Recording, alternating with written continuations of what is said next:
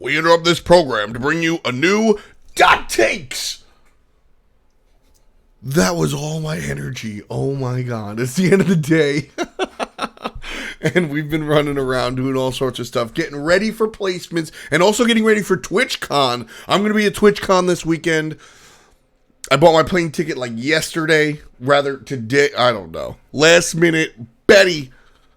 It doesn't even have like an accurate. I am not speaking well today, but I refuse to restart this video.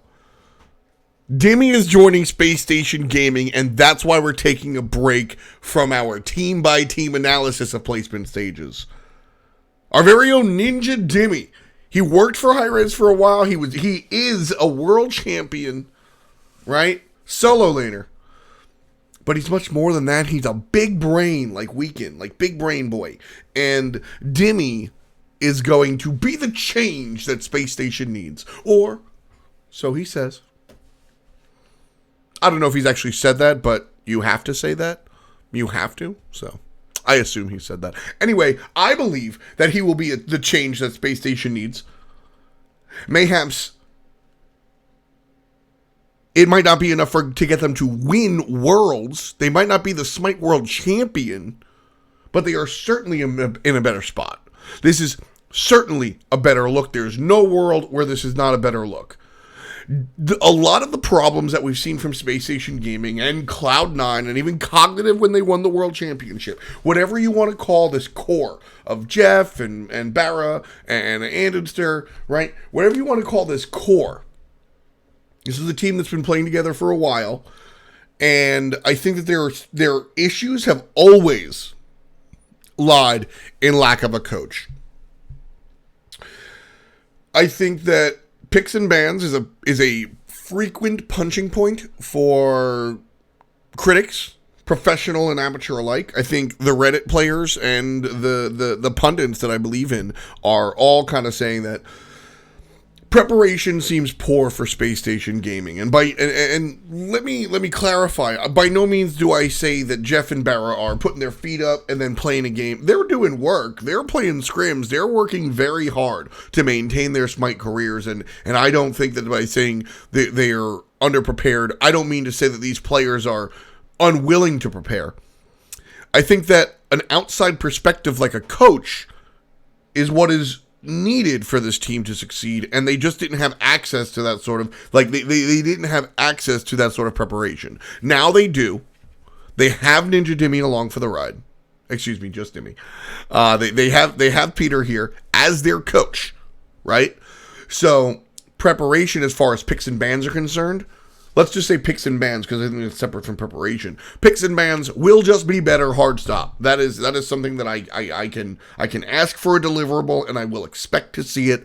And as far as my relationship with the team, meaning their willingness to be coached, and my relationship with Dimi, meaning how fucking smart he is, I think that this is a relationship that's going to work. I think the Space Station guys are willing to be worked with. I think that Jeff and Barracuda are two extremely coachable people. I think the rest of the team also falls into that world. Venenu, new application, that's excellent. I think all 5 of these players are going to buy into a system where Dimi becomes their coach. I don't think Anderson buys it day one in the locker room. I think, when you watch Remember the Titans or whatever memorable, emotion, frisson-inducing sports movie you want to call, there's always that one guy in the locker room that's like, I don't know, coach.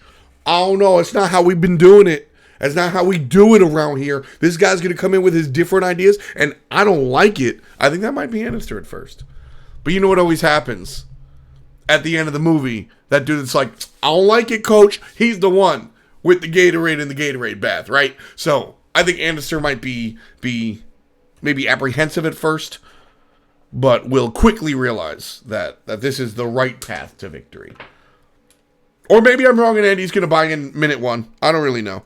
But if I were to pick somebody to be a dissenter, it would be Andy. But I think he'd quickly change his tune. I think that Dimi is very smart when it comes to the game of Smite. So tangibly, I think that, or I know that, he was a guy that really crunched numbers and looked at drafts and looked at player VOD when he was playing for World Championship Team. Now, as a coach, I think that he's just going to have more time to dedicate to that, and that's going to work out.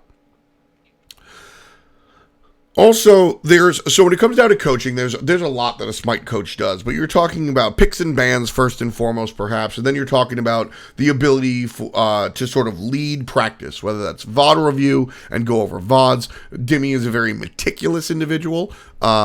He, like I said, he interned for Hi Res Studios. I know of people that work over there in the Brighton office, and they said he was a pleasure to work with. His attention to detail, all of the good shit you want in your resume, A+, thumbs up, sweet dealio, Emilio. That's perfect. That is what Space Station need to do. There is a bad side to their gameplay. That is the planning stage. Dimi will come through into the planning stage better.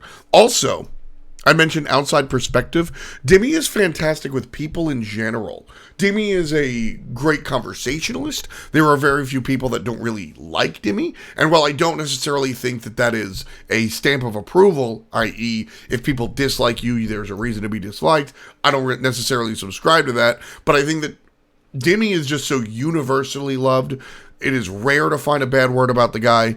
So in that world, that is a positive. And in my own personal conversation with him, he's a great communicator, as I mentioned before. This is a guy that is not only going to help Space Station succeed because of the X's and O's, but will perhaps manage that personality world where Venenu's newer to the team. How's he going to do? Well, I think, we've had time to sort of synergize and work that out. But in situations like this is where a coach like Dimi can really kind of step up and sort of flex. He can be that guy. Dimi is going to work wonders for Space Station. It's going to be shown in the picks and bans. They're going to improve. It's going to be shown on the battlefield. They're going to identify what makes their opponents win, and they're going to be able to capitalize on that a little bit better because Dimi has an attention to the detail, and they're going to be a better unit of a team. And that is a little intangible. I understand that, but I don't give a shit. I think that intangibles run sports. There's a lot of things that don't wind up or you can't point to on the stat sheet. And Space Station has generally won in those regards, meaning they're generally strong teammates. They're generally good people to each other, etc. Dimi, I think, is going to bring that to the next level. And that's something that you've got to be very excited about if you are a Space Station Gaming fan. Coming into this land without Dimi, I think Space Station Gaming struggle to even qualify out of placements to get to Worlds. And at this point, there is still that question. But with the addition of Dimi and the application of his knowledge, skill set, and personality to this squad, I think the Space Station Gaming team has now once again put themselves in the running to be a DreamHack. Without Dimi, I didn't think this was possible. With Ninja Dimi in the coaching position, I think it absolutely is. Let me know your thoughts on Dimi and how you're feeling about him. That's it.